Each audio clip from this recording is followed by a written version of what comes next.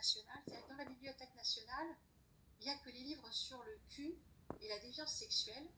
Et encore, dans les étages du haut, ils sont sur les galeries. Et puis ils arrivent jusqu'à une table et on est au rez-de-chaussée.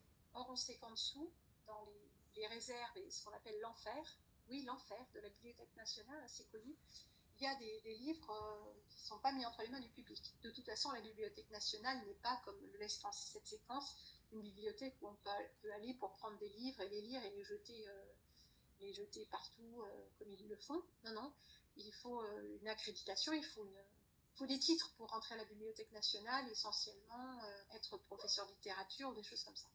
Or, j'en suis venue petit à petit à l'idée que si quelque chose comme les ouvrages du Marquis de Sade, qui sont de la criminalité à peine déguisée, avec pédocriminalité, actes de torture et de violence, etc., sont accessibles, sont vendus en librairie, ne sont donc pas cachés, qu'est-ce donc qui est dans l'enfer ? Bon, déjà une première remarque, c'est que la Justine de Sade, des choses comme ça que j'avais parcourues, parce que je vous avais dit que chez moi, il y avait quelques ouvrages comme ça qui traînaient, notamment par l'intermédiaire de mon frère, c'était quand même assez curieux. Enfin, il ne me les donnait jamais en main propre, mais ils étaient là. J'ai été tellement choquée de lire ça, il ne s'agit pas de sexualité, il s'agit de déshumanisation. J'ai été tellement choquée de ce que ça disait en réalité. Pas de la façon anecdotique et plutôt triviale dont c'était présenté, non, mais ce que ça disait au fond, que ça m'a vraiment marqué.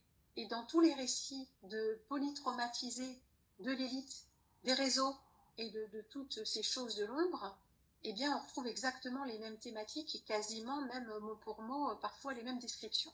Donc je me suis dit que ce qui passait pour de la littérature n'était vraisemblablement que le récit de la réalité, pas du tout des œuvres de fiction.